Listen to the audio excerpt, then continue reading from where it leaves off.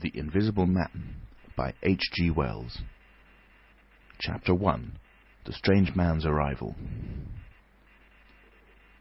The stranger came early in February, one wintry day, through a biting wind and a driving snow, the last snowfall of the year, over the down, walking from Bramblehurst railway station and carrying a little black portmanteau in his thickly gloved hand. He was wrapped up from head to foot, and the brim of his soft felt hat hid every inch of his face but the shiny tip of his nose. The snow had piled itself against his shoulders and chest, and added a white crest to the burden he carried. He staggered into the coach and horses, more dead than alive, and flung his portmanteau down. "A fire!" he cried. "In the name of human charity, a room and a fire!" He stamped and shook the snow from off himself in the bar, and followed Mrs. Hall into her guest parlour to strike his bargain. And with that much introduction, that and a couple of sovereigns flung upon the table, he took up his quarters in the inn. Mrs. Hall lit the fire and left him there, while she went to prepare him a meal with her own hands. A guest to stop at Iping in the winter-time was an unheard-of piece of luck, let alone a guest who was no haggler, and she resolved to show herself worthy of her good fortune. As soon as the bacon was well under way, and Milly, her lymphatic aid, had been brisked up a bit by a few deftly chosen expressions of contempt, she carried the cloth, plates, and glasses into the parlour, and began to lay them with the utmost éclat. Although the fire was burning up briskly, she was surprised to see that her visitor still wore his hat and coat, standing with his back to her, and staring out of the window at the falling snow in the yard. His gloved hands were clasped behind him, and he seemed to be lost in thought. She noticed that the melting snow that still sprinkled his shoulders dripped upon her carpet. "Can I take your hat and coat, sir?" she said, "and give them a good dry in the kitchen?" "No," he said, without turning. She was not sure she had heard him, and was about to repeat her question. He turned his head and looked at her over his shoulder. "I prefer to keep them on," he said with emphasis, and she noticed that he wore big blue spectacles with sidelights, and had a bush side-whisker over his coat collar that completely hid his cheeks and face. "Very well, sir," she said. "As you like. In a bit the room will be warmer." He made no answer, and had turned his face away from her again, and Mrs. Hall, feeling that her conversational advances were ill-timed, laid the rest of the table things in a quick staccato and whisked out of the room. When she returned, he was still standing there, like a man of stone, his back hunched, his collar turned up, his dripping hat brim turned down, hiding his face and ears completely. She put down the eggs and bacon with considerable emphasis, and called rather than said to him, "Your lunch is served, sir." "Thank you," he said at the same time, and did not stir until she was closing the door. Then he swung round and approached the table with a certain eager quickness. As she went behind the bar to the kitchen, she heard a sound repeated at regular intervals. Chirk, chirk, chirk, it went, the sound of a spoon being rapidly whisked around a basin. "That girl," she said. "There, I clean forgot it. It's her being so long." And while she herself finished mixing the mustard, she gave Milly a few verbal stabs for her excessive slowness. She had cooked the ham and eggs, laid the table, and done everything, while Milly, help indeed, had only succeeded in delaying the mustard, and him a new guest and wanting to stay. Then she filled the mustard pot, and, putting it with a certain stateliness upon a golden black tea-tray, carried it into the parlour. She rapped and entered promptly. As she did so, her visitor moved quickly, so that she got but a glimpse of a white object disappearing behind the table. It would seem he was picking something from the floor. She rapped down the mustard pot on the table. Then she noticed the overcoat and hat had been taken off and put over a chair in front of the fire, and a pair of wet boots threatened rust to her steel fender. She went to these things resolutely. "I suppose I may have them to dry now," she said in a voice that brooked no denial. "Leave the hat," said her visitor in a muffled voice, and turning, she saw he had raised his head and was sitting and looking at her. For a moment she stood gaping at him, too surprised to speak. He held a white cloth, it was a serviette he had brought with him, over the lower part of his face, so that his mouth and jaws were completely hidden, and that was the reason of his muffled voice. But it was not that which startled Mrs. Hall. It was the fact that all his forehead above his blue glasses was covered by a white bandage, and that another covered his ears, leaving not a scrap of his face exposed, excepting only his pink, peaked nose. It was bright pink and shiny, just as it had been at first. He wore a dark brown velvet jacket, with a high, black, linen-lined collar turned up about his neck. The thick black hair, escaping as it could below and between the cross bandages, projected in curious tails and horns, giving him the strangest appearance conceivable. This muffled and bandaged head was so unlike what she had anticipated that for a moment she was rigid. He did not remove the serviette, but remained holding it, as she saw now, with a brown gloved hand, and regarding her with his inscrutable blue glasses. "Leave the hat," he said, speaking very distinctly through the white cloth. Her nerves began to recover from the shock that they had received. She placed the hat on the chair again by the fire. I didn't know, sir," she began, "that—" and she stopped, embarrassed. "Thank you," he said dryly, glancing from her to the door, then at her again. "I'll have them nicely dried, sir, at once," she said, and carried his clothes out of the room. She glanced at his white swathed head and blue goggles again as she was going out of the door, but his napkin was still in front of his face. She shivered a little as she closed the door behind her, and her face was eloquent of her surprise and perplexity. "I never," she whispered. "There." She went quite softly to the kitchen, and was too preoccupied to ask Milly what she was messing about with now, when she got there. The visitor sat and listened to her retreating feet. He glanced inquiringly at the window before he removed his serviette and resumed his meal.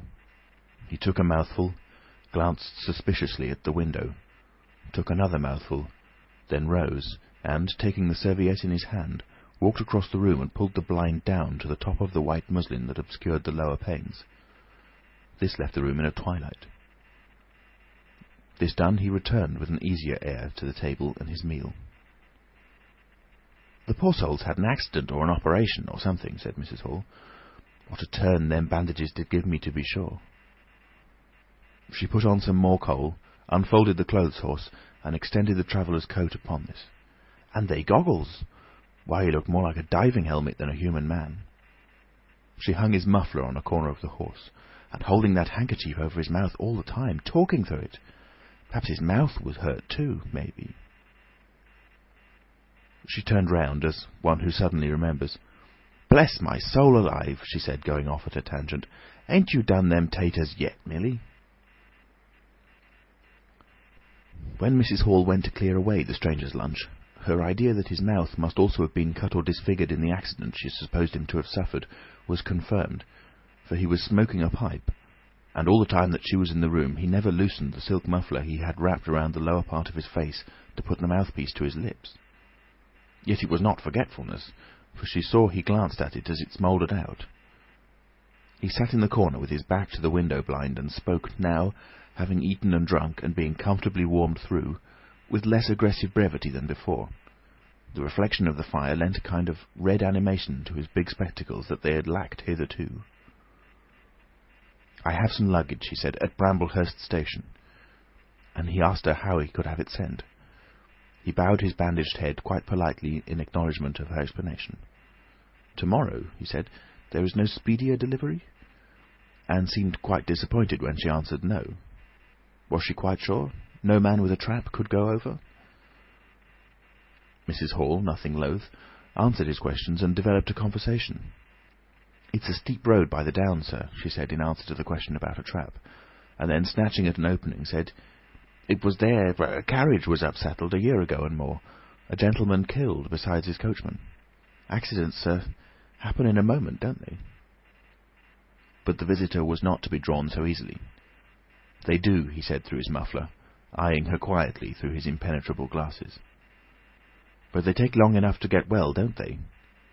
There was my sister's son, Tom, just cut his arm with a scythe, and tumbled on it in the hayfield, and, bless me, he was 3 months tied up, sir. You hardly believe it. It's regular, given a dread of a scythe, sir." "I can quite understand that," said the visitor. He was afraid one time that he'd have to have an operation. It was that bad, sir."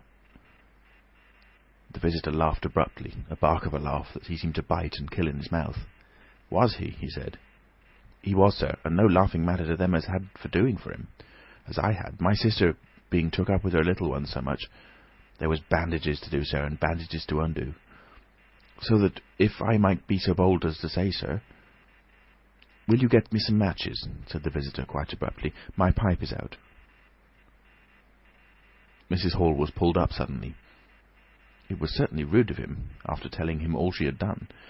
She gasped at him for a moment, and then remembered the 2 sovereigns, and she went for the matches. "Thanks," he said concisely as she put them down, and turned his shoulder upon her and stared out of the window again. It was altogether too discouraging. Evidently he was sensitive on the topic of operations and bandages. She did not make so bold as to say, however, after all. But his snubbing way had irritated her, and Milly had a hot time of it that afternoon. The visitor remained in the parlour until 4 o'clock, without giving the ghost of an excuse for an intrusion. For the most part he was quite still during that time. As it would seem, he sat in the growing darkness, smoking in the firelight, perhaps dozing. Once or twice a curious listener might have heard him at the coals, and for the space of 5 minutes he was audible pacing the room. He seemed to be talking to himself. Then the armchair creaked as he sat down again. Chapter 2. Mr. Teddy Henfrey's First Impressions. At 4 o'clock, when it was fairly dark and Mrs. Hall was screwing up her courage to go in and ask her visitor if he would take some tea, Teddy Henfrey, the clock jobber, came into the bar. "My sakes, Mrs. Hall," said he, "but this is terrible weather for thin boots." The snow outside was falling faster. Mrs. Hall agreed, and then noticed he had his bag with him. "Now you're here, Mr. Teddy," said she, "I'd be glad if you'd give the old clock in the parlour a bit of a look.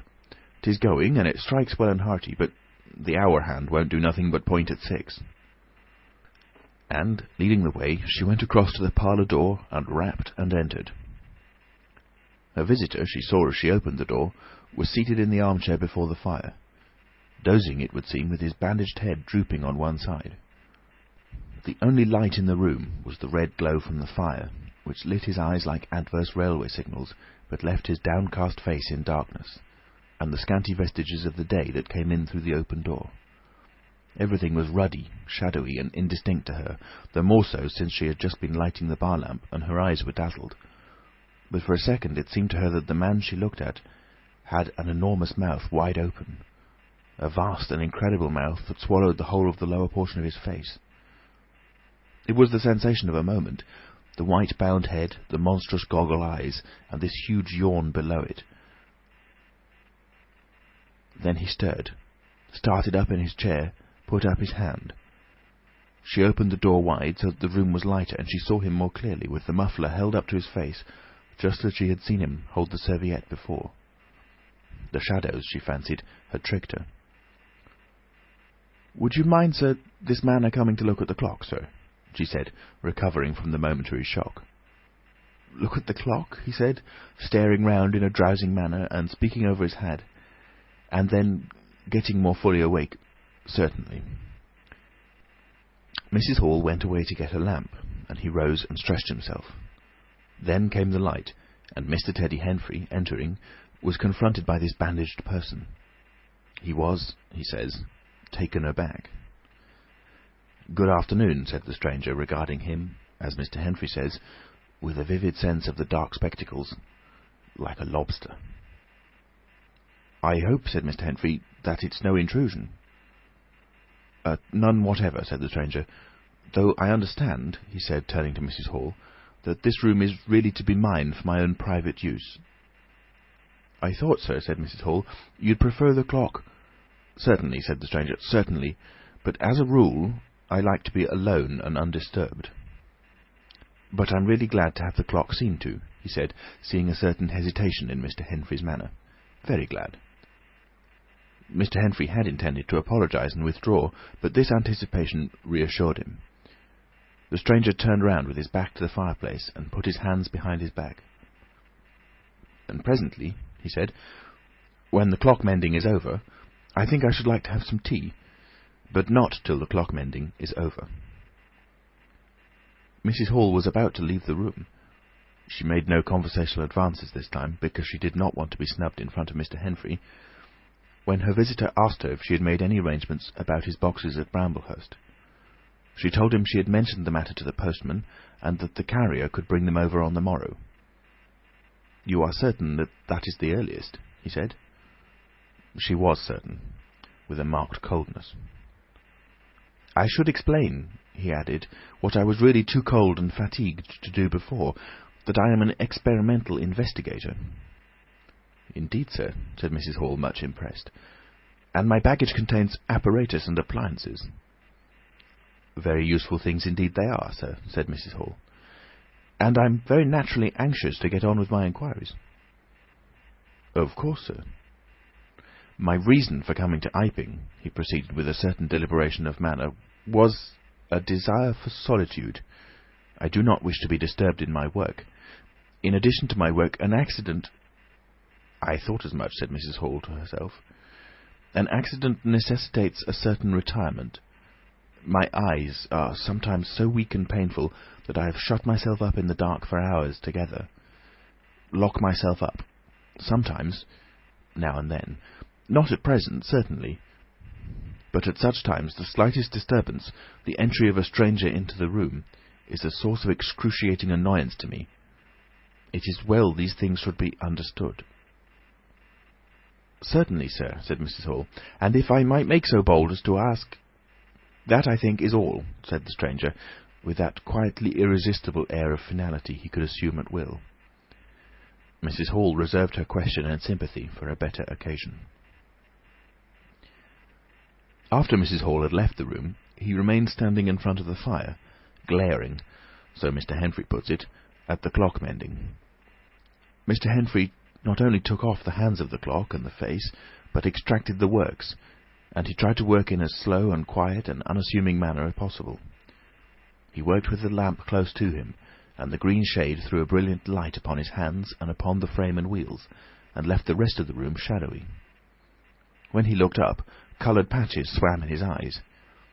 Being constitutionally of a curious nature, he had removed the works, a quite unnecessary proceeding, with the idea of delaying his departure, and perhaps falling into conversation with the stranger. But the stranger stood there, perfectly silent and still.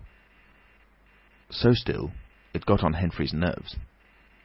He felt alone in the room and looked up, and there, grey and dim, was the bandaged head and huge blue lenses staring fixedly with a mist of green spots drifting in front of them.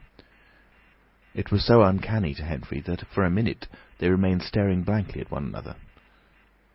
Then Henfrey looked down again. Very uncomfortable position. One would like to say something. Should he remark that the weather was very cold for the time of the year? He looked up as if to take aim with that introductory shot. "The weather—" he began. "Why don't you finish and go?" said the rigid figure, evidently in a state of painfully suppressed rage.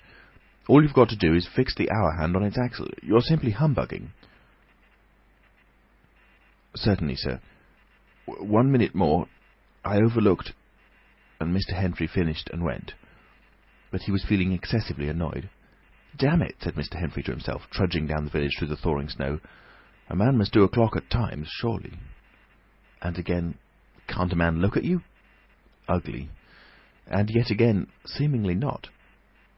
If the police was wanting you, you wouldn't be more wrapped and bandaged.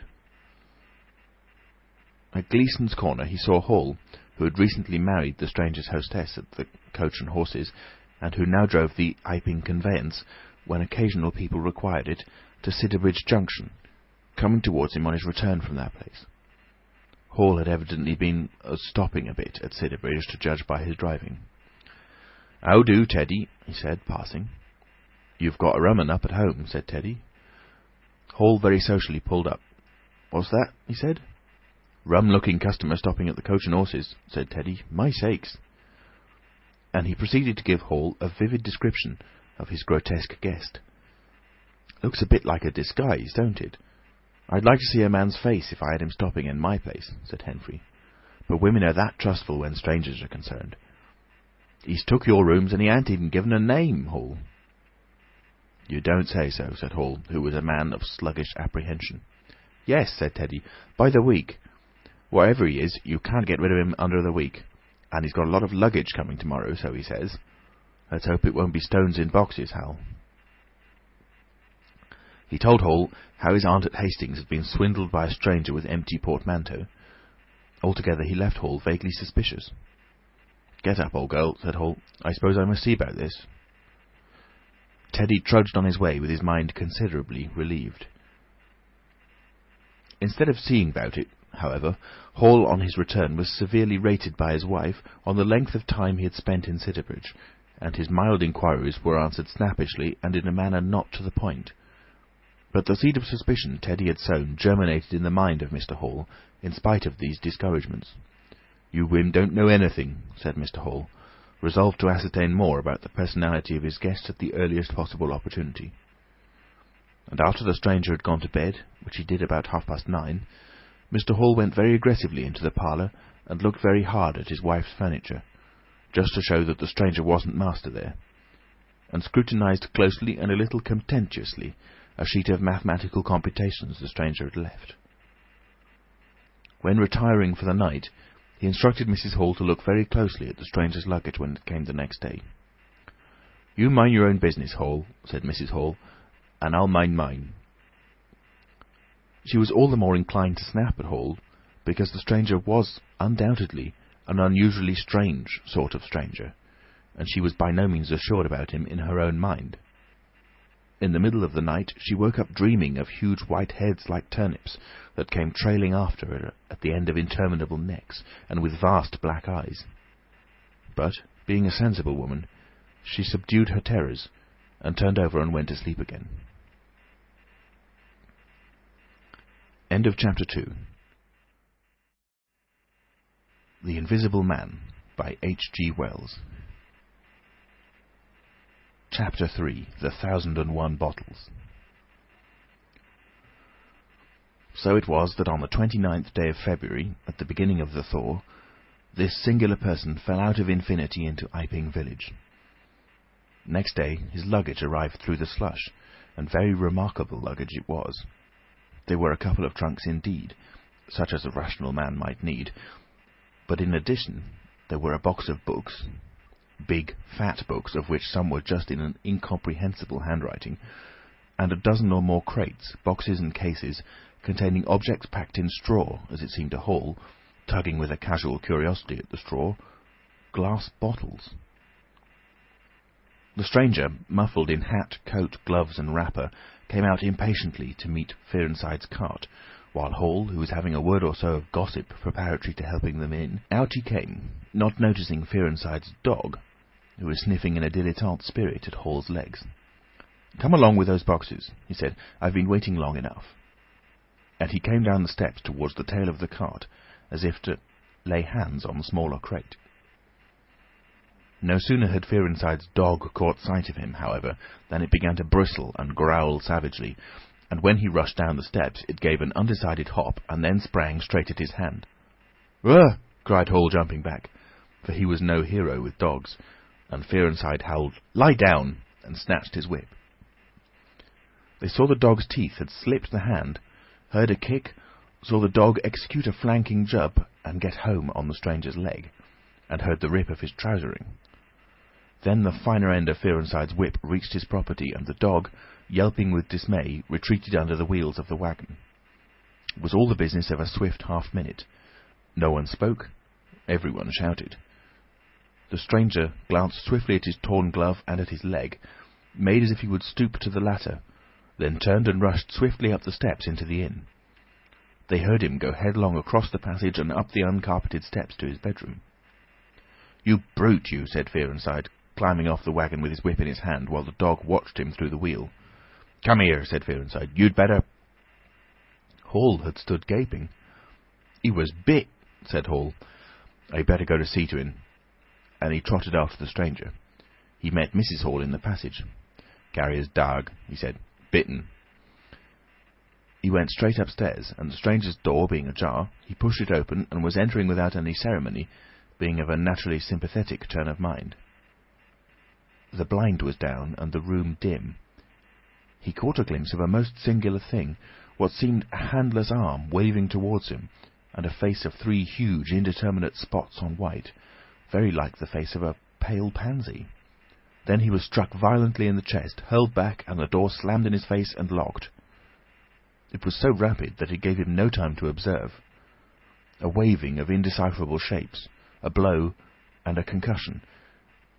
There he stood on the dark little landing, wondering what it might have been that he had seen. A couple of minutes later he rejoined the little group that had formed outside the Coach and Horses.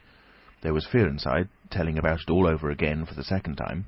There was Mrs. Hall, saying his dog didn't have no business to bite her guests. There was Huckster, the general dealer from over the road, interrogative, and Sandy Wedges from the forge, judicial, besides women and children, all of them saying fatuities. I wouldn't let him bite in me, I knows.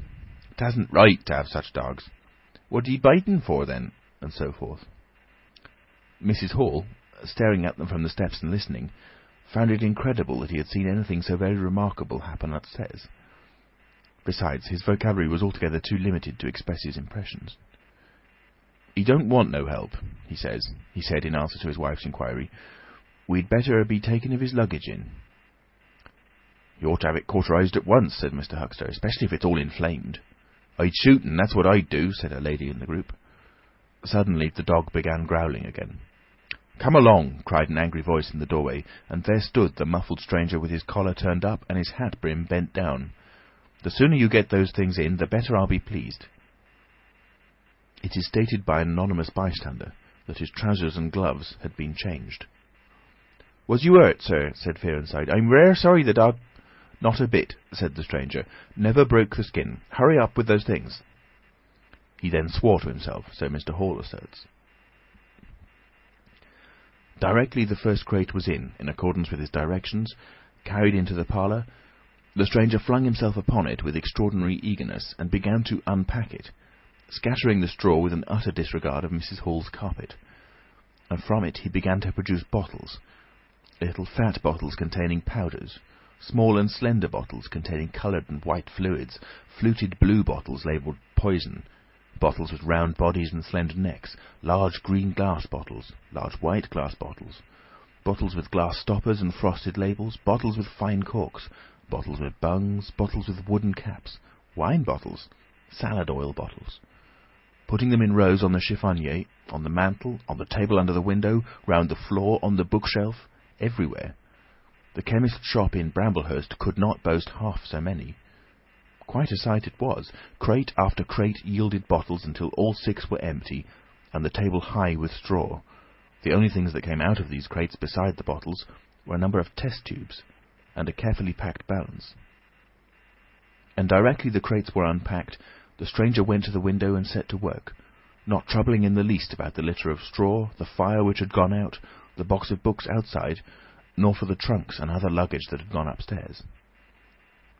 When Mrs. Hall took his dinner to him, he was already so absorbed in his work, pouring little drops out of the bottles into test tubes, that he did not hear her until she had swept away the bulk of the straw and put the tray on the table, with some little emphasis, perhaps, seeing the state that her floor was in. Then he half turned his head and immediately turned it away again. But she saw he had removed his glasses. They were beside him on the table, and it seemed to her that his eye sockets were extraordinarily hollow. He put on his spectacles again, and then turned and faced her. She was about to complain of the straw on the floor, when he anticipated her. "I wish you wouldn't come in without knocking," he said, in the tone of abnormal exasperation that seemed so characteristic of him. "I knocked, but seemingly—" "Perhaps you did. But in my investigations, my really very urgent and necessary investigations, the slightest disturbance, the jar of a door— I must ask you—" "Certainly, sir. You can turn the lock if you're like that, you know. Any time." "A very good idea," said the stranger. "This straw, sir, if I can be so bold as to remark—" "Don't. If the straw makes trouble, put it down in the bill." And he mumbled at her, words suspiciously like curses. He was so odd, standing there, so aggressive and explosive, bottle in one hand and test tube in the other, that Mrs. Hall was quite alarmed. But she was a resolute woman. "In which case, I should like to know, sir, what you consider—" "A shilling. Put down a shilling. Surely a shilling's enough." "So be it," said Mrs. Hall, taking up the tablecloth and beginning to spread it over the table. "If you're satisfied, of course." He turned and sat down, with his coat collar toward her. All the afternoon he worked with the door locked, and, as Mrs. Hall testifies, for the most part in silence.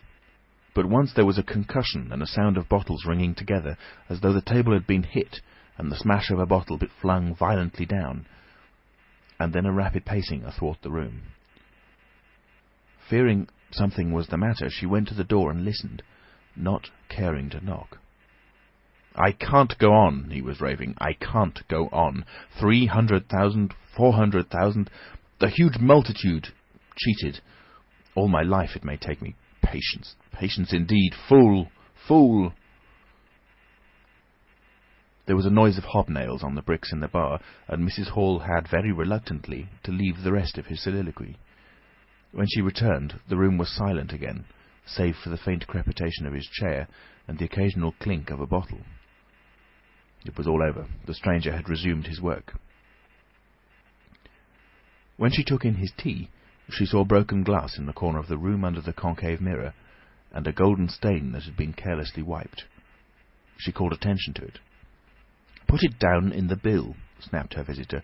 "For God's sake, don't worry me. If there's damage done, put it down in the bill." And he went on ticking a list in the exercise book before him.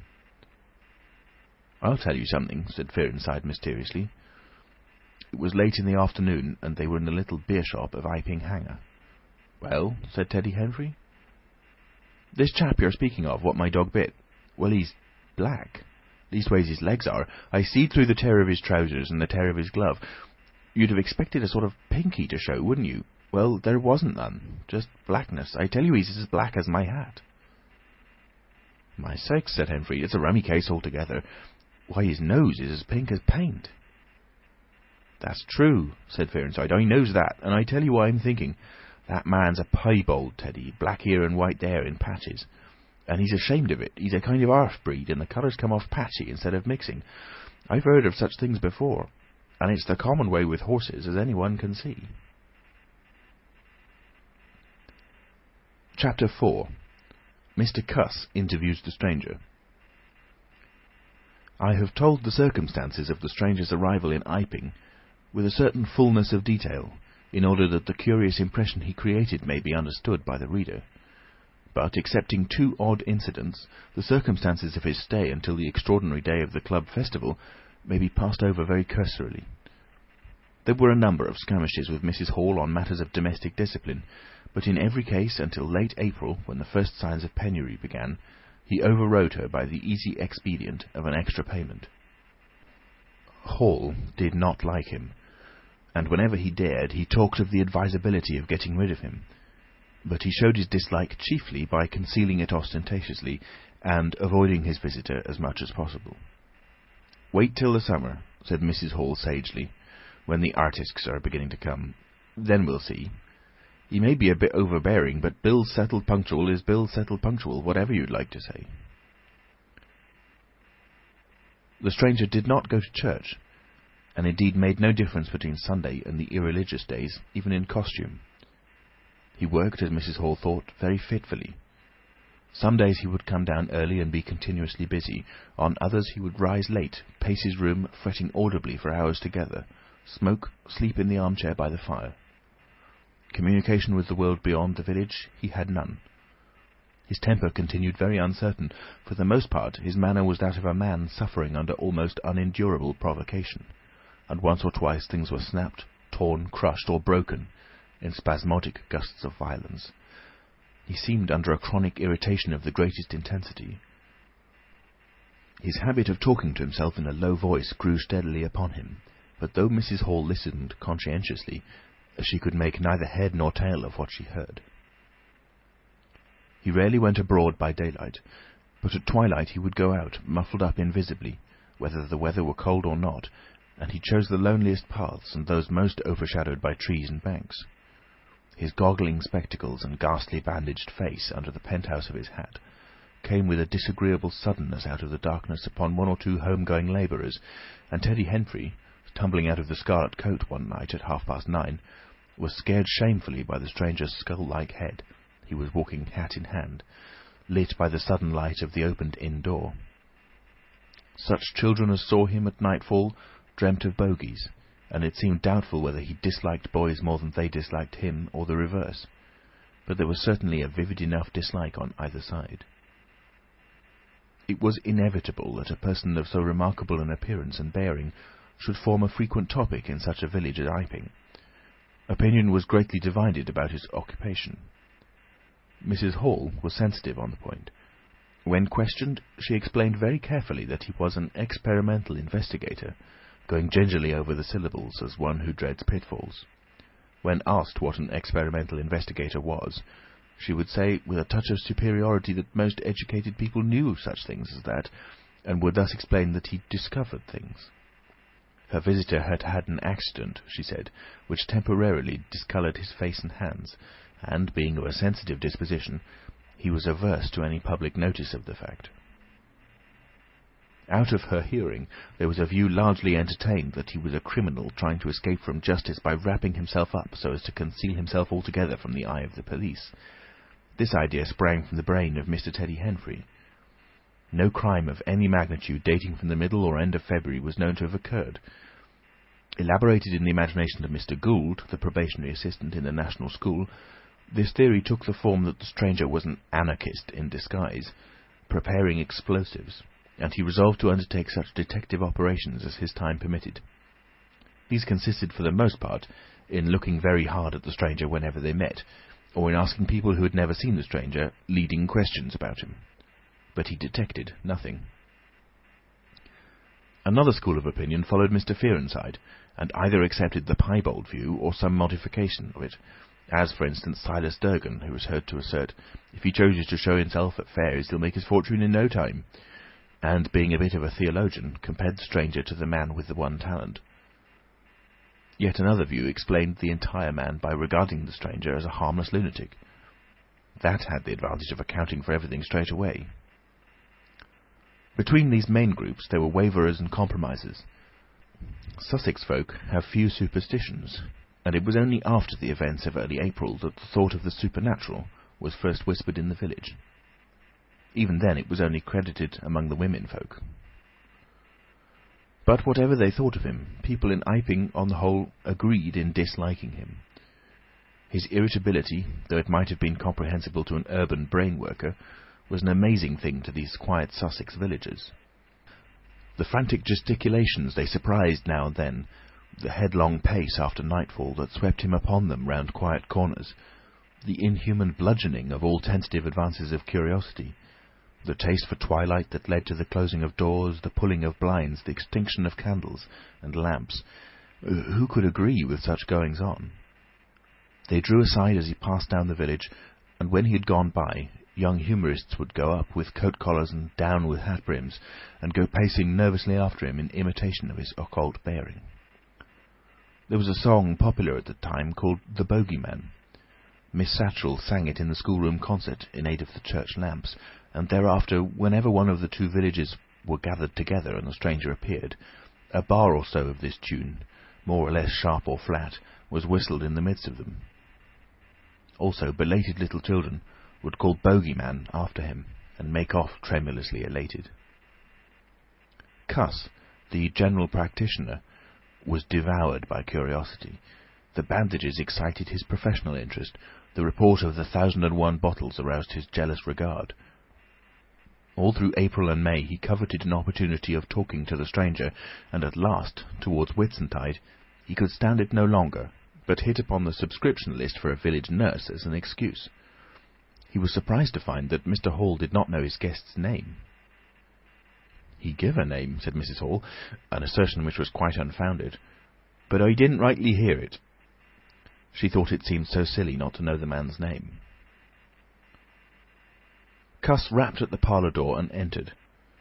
There was a fairly audible imprecation from within. "Pardon my intrusion," said Cuss, and then the door closed and cut Mrs. Hall off from the rest of the conversation. She could hear the murmur of voices for the next 10 minutes, then a cry of surprise, a stirring of feet, a chair flung aside, a bark of laughter, quick steps to the door, and Cuss appeared, his face white, his eyes staring over his shoulder. He left the door open behind him, and without looking at her, strode across the hall and went down the steps, and she heard his feet hurrying along the road. He carried his hat in his hand. She stood behind the door, looking at the open door of the parlour. Then she heard the stranger laughing quietly, and his footsteps came across the room. She could not see his face where she stood. The parlour door slammed, and the place was silent again. Cuss went straight up to the village, to Bunting, the vicar. "Am I mad?" Cuss began abruptly as he entered the shabby little study. "Do I look like an insane person?" "What's happened?" said the vicar, putting the ammonite on the loose sheets of his forthcoming sermon. "The chap at the inn." "Well?" "Give me something to drink," said Cuss, and he sat down. When his nerves had been steadied by a glass of cheap sherry, the only drink the good vicar had available, he told him of the interview he had just had. "Went in," he gasped, "and began to demand a subscription for that nurse fund. He'd stuck his hands in his pockets as I came in, and he sat down lumpily in his chair. Sniffed. I told him I'd heard he took an interest in scientific things. He said yes. Sniffed again. Kept on sniffing all the time, evidently recently caught an infernal cold. No wonder, wrapped up like that. I developed the nurse idea, and all the while kept my eyes open. Bottles, chemicals, everywhere. Balance, test tubes in stands, and a smell of evening primrose. Would he subscribe? Said he'd considered him. Asked him, point blank, was he researching? Said he was. A long research? Got quite cross. A damnable long research, said he, blowing the cork out, so to speak. Oh, said I. And out came the grievance. The man was just on the boil, and my question boiled him over. He had been given a prescription, a most valuable prescription, although what for he wouldn't say. Was it medical? Damn you, what are you fishing after? I apologise. Dignified sniff and cough. He resumed. He'd read it. 5 ingredients. Put it down, turned his head. Draught of air from window lifted the paper. Swish, rustle. He was working in a room with an open fireplace, he saw. Saw a flicker, and there was the prescription burning and lifting chimney-wood. Rushed towards it just as it whisked up the chimney.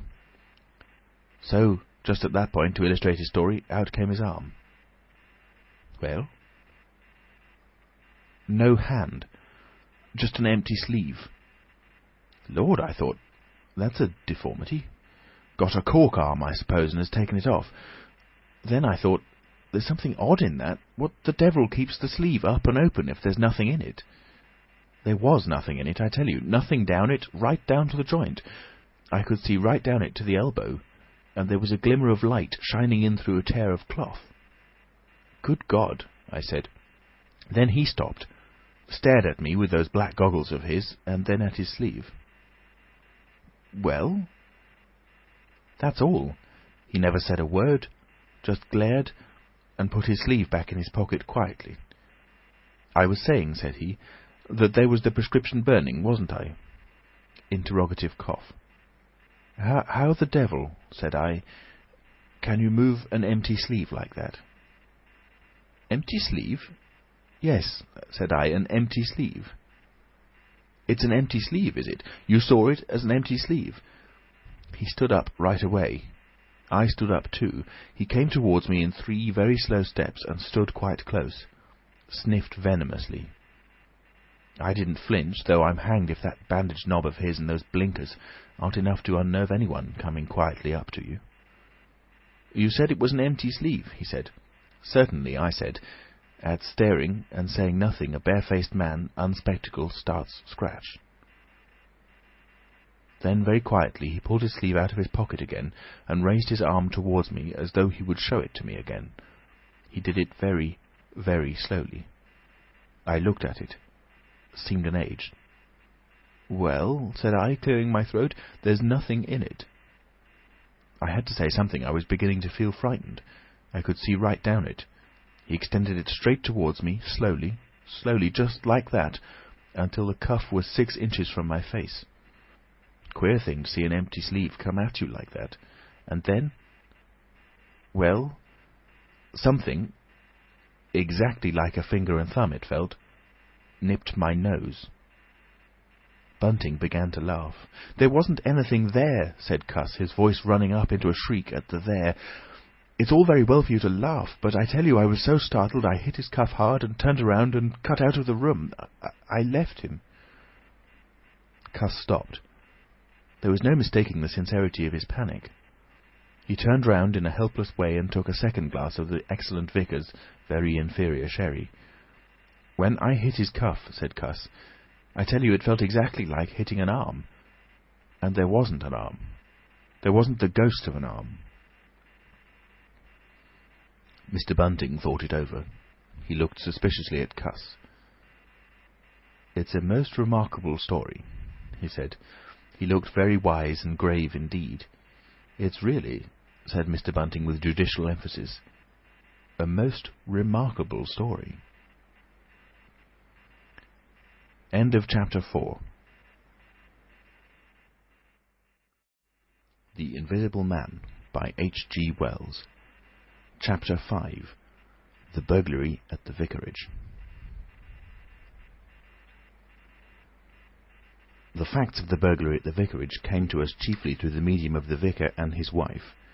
It occurred in the small hours of Whit Monday, the day devoted in Iping to the club festivities. Mrs. Bunting, it seems, woke up suddenly in the stillness that comes before the dawn, with the strong impression that the door of their bedroom had opened and closed.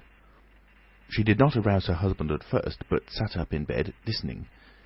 She then distinctly heard the pad, pad, pad of bare feet coming out of the adjoining dressing-room and walking along the passage towards the staircase. As soon as she felt assured of this, she aroused the Reverend Mr. Bunting as quietly as possible.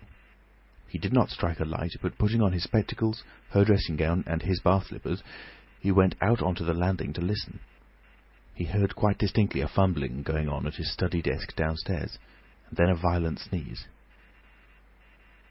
At that he returned to his bedroom, armed himself with the most obvious weapon, the poker, and descended the staircase as noiselessly as possible.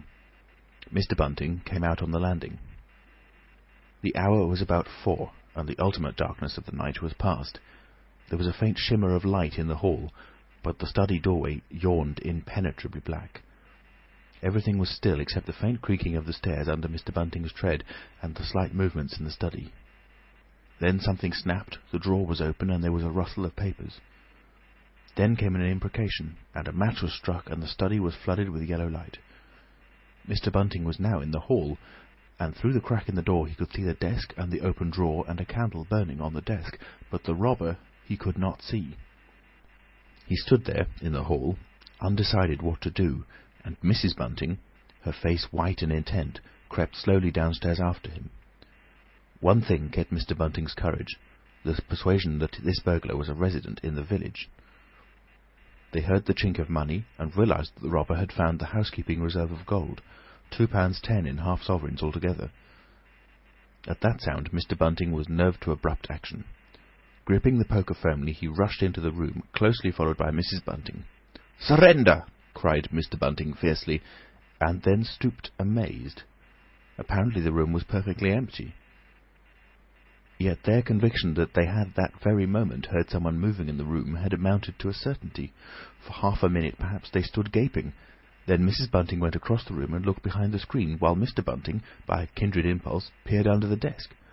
Then Mrs. Bunting turned back the window curtains, and Mr. Bunting looked up the chimney and probed it with the poker. Then Mrs. Bunting scrutinised the waste-paper basket, and Mr. Bunting opened the lid of the coal scuttle. Then they came to a stop, and stood with eyes interrogating each other. "I could have sworn," said Mr. Bunting. "The candle," said Mrs. Bunting. "Who lit the candle?" "The drawer," said Mr. Bunting. "And the money's gone." She went hastily to the doorway. Of all the strange occurrences! There was a violent sneeze in the passage. They rushed out, and as they did so, the kitchen door slammed. "Bring the candle," said Mr. Bunting, and led the way. They both heard a sound of bolts being hastily shot back. As he opened the kitchen door, he saw through the scullery that the back door was just opening, and the faint light of early dawn displayed the dark masses of the garden beyond. He is certain that nothing went out of the door. It opened, stood open for a moment, and then closed with a slam. As it did so, the candle Mrs. Bunting was carrying from the study flickered and flared. It was a moment or more before they entered the kitchen. The place was empty. They refastened the back door, examined the kitchen, pantry and scullery thoroughly, and at last went down into the cellar. There was not a soul to be found in the house, search as they would. Daylight found the vicar and his wife, a quaintly costumed little couple, still marvelling about on their own ground floor by the unnecessary light of a guttering candle. Chapter 6. The Furniture that Went Mad. Now it happened that in the early hours of Whit Monday, before Milly was hunted out for the day, Mr. Hall and Mrs. Hall both rose and went noiselessly down into the cellar. Their business there was of a private nature, and had something to do with the specific gravity of their beer. They had hardly entered the cellar when Mrs. Hall found she had forgotten to bring down a bottle of sarsaparilla from their joint room. As she was the expert and principal operator in this affair, Hall very properly went upstairs for it. On the landing he was surprised to see that the stranger's door was ajar. He went on into his own room and found the bottle as he had been directed. But returning with the bottle, he noticed that the bolts of the front door had been shot back, that the door was in fact simply on the latch, and with a flash of inspiration he connected this with the stranger's room upstairs and the suggestions of Mr. Teddy Henfrey. He distinctly remembered holding the candle while Mrs. Hall shot these bolts overnight. At the sight he stopped, gaping, then with the bottle still in his hand went upstairs again. He rapped at the stranger's door. There was no answer. He rapped again, then pushed the door wide open and entered. It was as he had expected. The bed, the room also, was empty. And what was stranger, even to his heavy intelligence, on the bedroom chair and along the rail of the bed were scattered the garments, the only garments, so far as he knew, and the bandages of their guest. His big slouch hat, even, was cocked jauntily over the bedpost. As Hall stood there, he heard his wife's voice coming out of the depth of the cellar, with that rapid telescoping of the syllables and interrogative cocking up of the final words to a high note, by which the West Sussex villager is wont to indicate a brisk impatience. "George, you got what I want?" At that he turned and hurried down to her. "Janny," he said over the rail of the cellar steps, "'tis the truth what Henfrey says.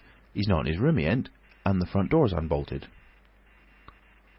At first Mrs. Hall did not understand, and as soon as she did, she resolved to see the empty room for herself. Hall, still holding the bottle, went first.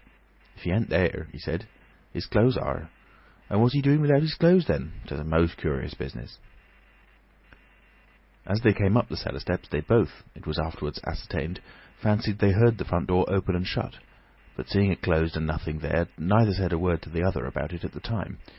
Mrs. Hall passed her husband in the passage and ran on first upstairs. Someone sneezed on the staircase. Hall, following 6 steps behind, thought that he heard her sneeze.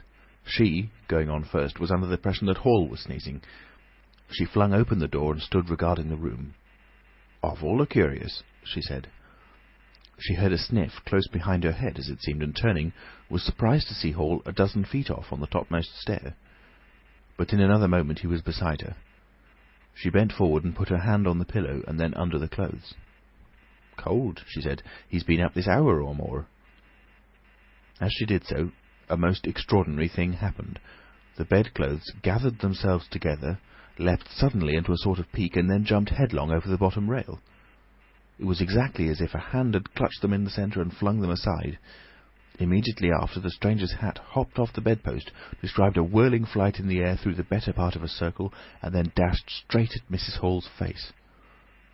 Then as swiftly came the sponge from the washstand, and then the chair, flinging the stranger's coat and trousers carelessly aside, and laughing dryly in a voice singularly like the stranger's, turned itself up with its 4 legs at Mrs. Hall, seemed to take aim at her for a moment, and then charged at her. She screamed and turned, and then the chair legs came gently but firmly against her back and impelled her and Hall out of the room. The door slammed violently and was locked. The chair and bed seemed to be executing a dance of triumph for a moment. Then abruptly everything was still. Mrs. Hall was left almost in a fainting condition in Mr. Hall's arms on the landings. It was with the greatest difficulty that Mr. Hall and Millie, who had been roused by her scream of alarm, succeeded in getting her downstairs and applying the restoratives customary in such cases.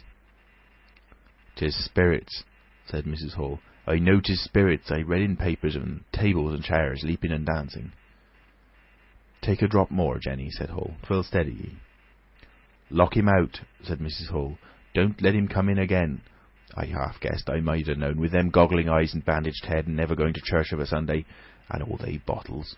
More'n it's right for anyone to have. He's put the spirits into the furniture, my good old furniture. 'Twas in that chair my very dear poor mother used to sit when I was a little girl. To think it should rise up against me now." "Just a drop more, Janny," said Hall. "Your nerves is all upset." They sent Millie across the street through the golden 5 o'clock sunshine to rouse up Mr. Sandy Wadgers, the blacksmith. Mr. Hall's compliments, and the furniture upstairs was behaving most extraordinary. Would Mr. Wadgers come round? He was a knowing man, was Mr. Wadgers, and very resourceful. He took quite a grave view of the case. "I'm damned if that ain't witchcraft," was the view of Mr. Sandy Wadgers. "You want horseshoes for such gentry as he."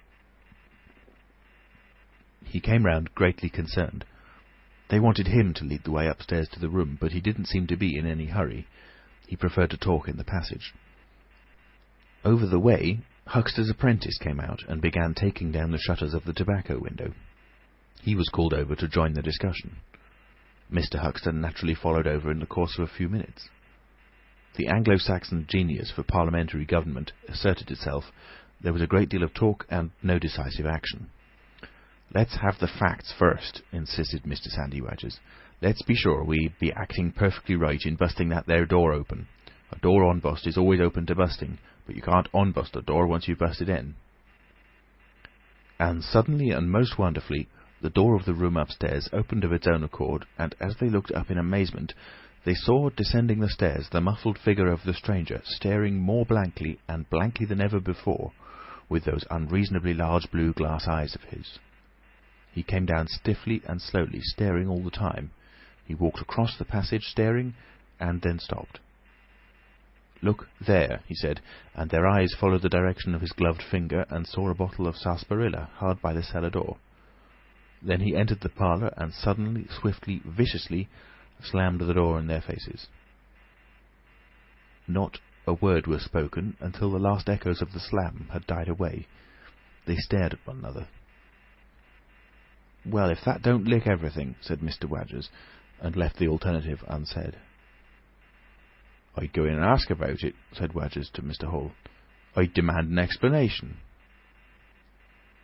It took some time to bring the landlady's husband up to that pitch. At last he rapped, opened the door, and got as far as, "Excuse me." "Go to the devil," said the stranger in a tremendous voice, "and shut that door after you." So that brief interview terminated. Chapter 7. The Unveiling of the Stranger. The stranger went into the little parlour of the Coach and Horses about 5:30 in the morning, and there he remained until near midday, the blinds down, the door shut, and none, after Hall's repulse, venturing near him. All that time he must have fasted. Thrice he rang his bell, the third time furiously and continuously, but no one answered him. "Him and his go to the devil indeed," said Mrs. Hall. Presently came an imperfect rumour of the burglary at the vicarage, and two were put together. Hall, assisted by Wadgers, went off to find Mr. Shuckleforth, the magistrate, and take his advice. No one ventured upstairs. How the stranger occupied himself is unknown. Now and then he would stride violently up and down, and twice came an outburst of curses, a tearing of paper, and a violent smashing of bottles. The little group of scared but curious people increased. Mrs. Huxter came over. Some gay young fellows resplendent in black ready-made jackets and piqué paper ties, for it was Whit Monday, joined the group with confused interrogations. Young Archie Harker distinguished himself by going up the yard and trying to peep under the window blinds. He could see nothing, but gave reason for supposing that he did, and others of the Iping youth presently joined him. It was the finest of all possible Whit Mondays, and down the village street stood a row of nearly a dozen booths, a shooting gallery, and on the grass by the forge were 3 yellow and chocolate waggons, and some picturesque strangers of both sexes putting up a coconut shy. The gentlemen wore blue jerseys, the ladies white aprons, and quite fashionable hats with heavy plumes. Wodger, of the Purple Fawn, and Mr. Jaggers, the cobbler, who also sold old second-hand ordinary bicycles, were stretching a string of Union Jacks and Royal Ensigns, which had originally celebrated the first Victorian Jubilee, across the road. And inside, in the artificial darkness of the parlour, into which only one thin jet of sunlight penetrated, the stranger, hungry we must suppose, and fearful, hidden in his uncomfortable hot wrappings, pored through his dark glasses upon his paper, or chinked his dirty little bottles, and occasionally swore savagely at the boys, audible if invisible, outside the windows. In the corner by the fireplace lay the fragments of 6 smashed bottles, and a pungent twang of chlorine tainted the air. So much we know from what was heard at the time, and from what was subsequently seen in the room. At noon he suddenly opened his parlour door, and stood glaring fixedly at the 3 or 4 people in the bar. "Mrs. Hall," he said. Somebody went sheepishly and called for Mrs. Hall. Mrs. Hall appeared after an interval, a little short of breath, but all the fiercer for that. Hall was still out. She had deliberated over this scene, and she came holding a little tray with an unsettled bill upon it. "Is it your bill you're wanting, sir?" she said. "Why wasn't my breakfast laid? Why haven't you prepared my meals and answered my bell? Do you think I live without eating?" "Why isn't my bill paid?" said Mrs. Hall. "That's what I want to know." "I told you 3 days ago I was awaiting a remittance." "I told you 3 days ago I wasn't going to await no remittances. You can't grumble if your breakfast waits a bit if my bill's been waiting these 5 days, can you?" The stranger swore, briefly but vividly. "Nar, nar," from the bar. "And I'd thank you kindly, sir, if you'd keep your swearing to yourself, sir," said Mrs. Hall. The stranger stood looking more like an angry diving helmet than ever. It was universally felt in the bar that Mrs. Hall had the better of him. His next words showed as much. "Look here, my good woman," he began. "Don't good woman me," said Mrs. Hall. "I've told you my remittance hasn't come." "Remittance indeed," said Mrs. Hall. "Still, I dare say in my pocket." "You told me 3 days ago that you hadn't anything but a sovereign's worth of silver upon you."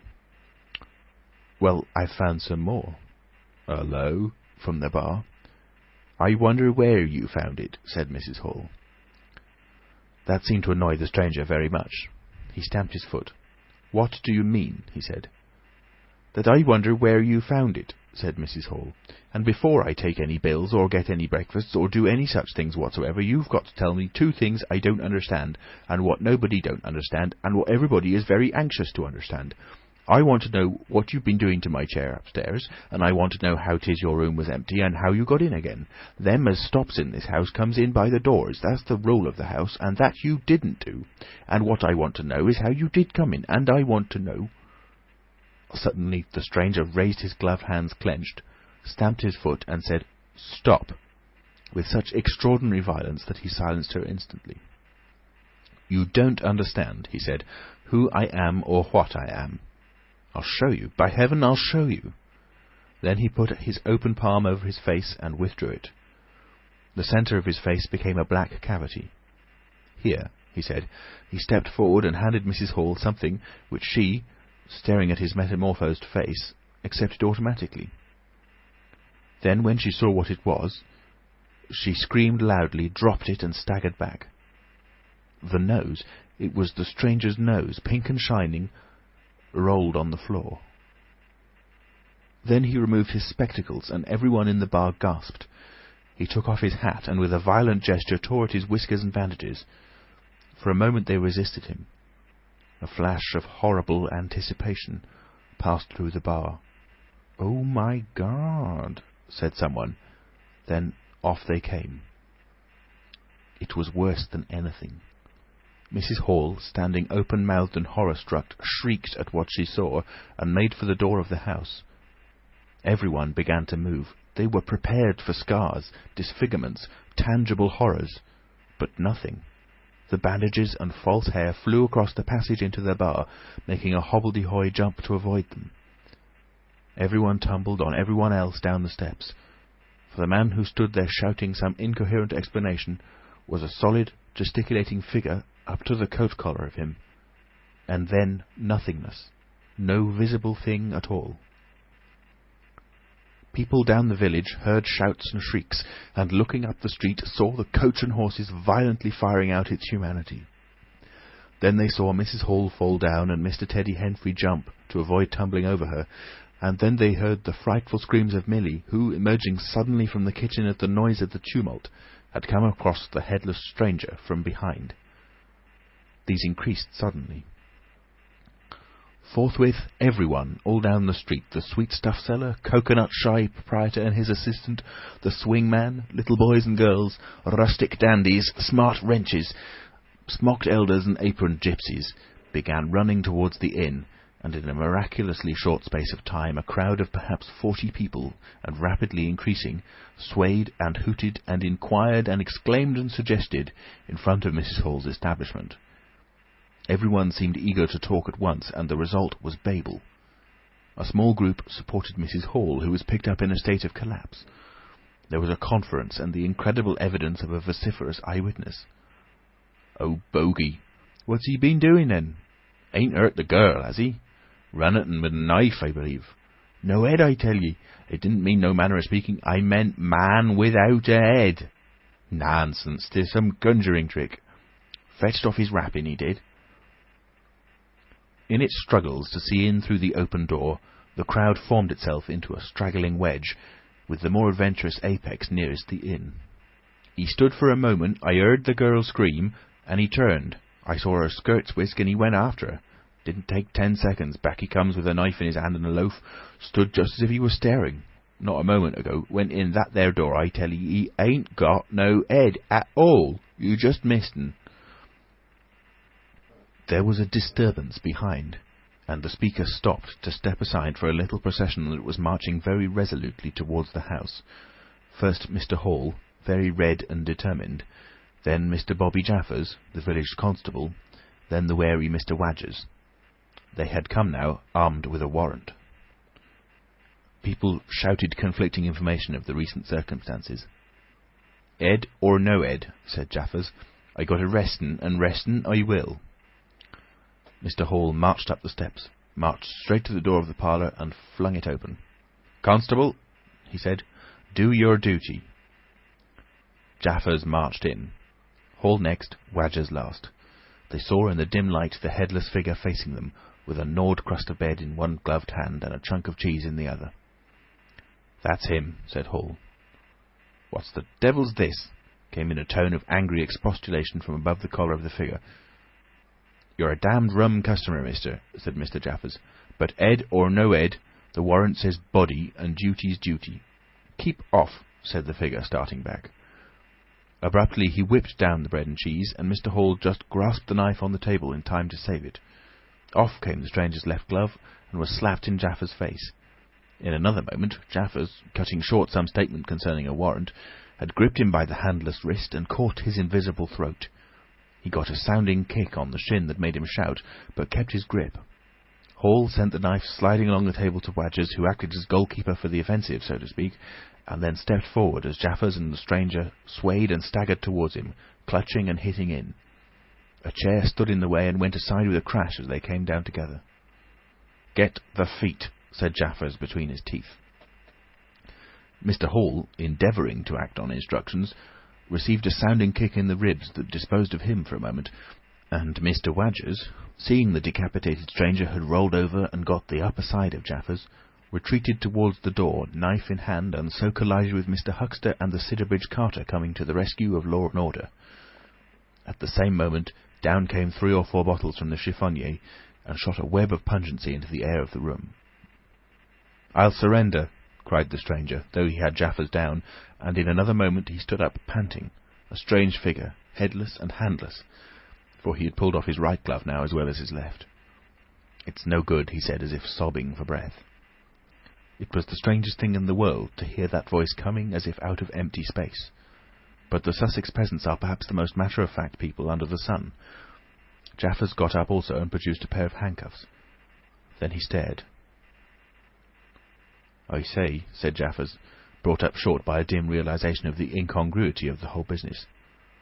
"Darn it, can't use 'em as I can see." The stranger ran his arm down his waistcoat, and as if by a miracle the buttons to which his empty sleeve pointed became undone. Then he said something about his shin and stooped down. He seemed to be fumbling with his shoes and socks.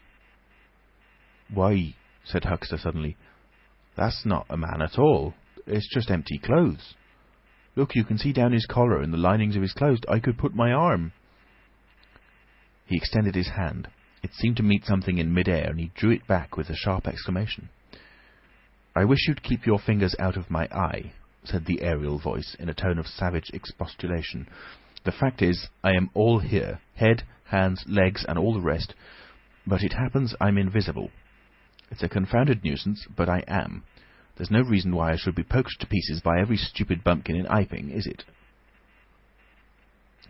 The suit of clothes, now all unbuttoned and hanging loosely upon its unseen supports, stood up, arms akimbo. Several other of the menfolks had now entered the room, so that it was closely crowded. "Invisible, eh?" said Huxter, ignoring the stranger's abuse. "Who ever heard the likes of that?"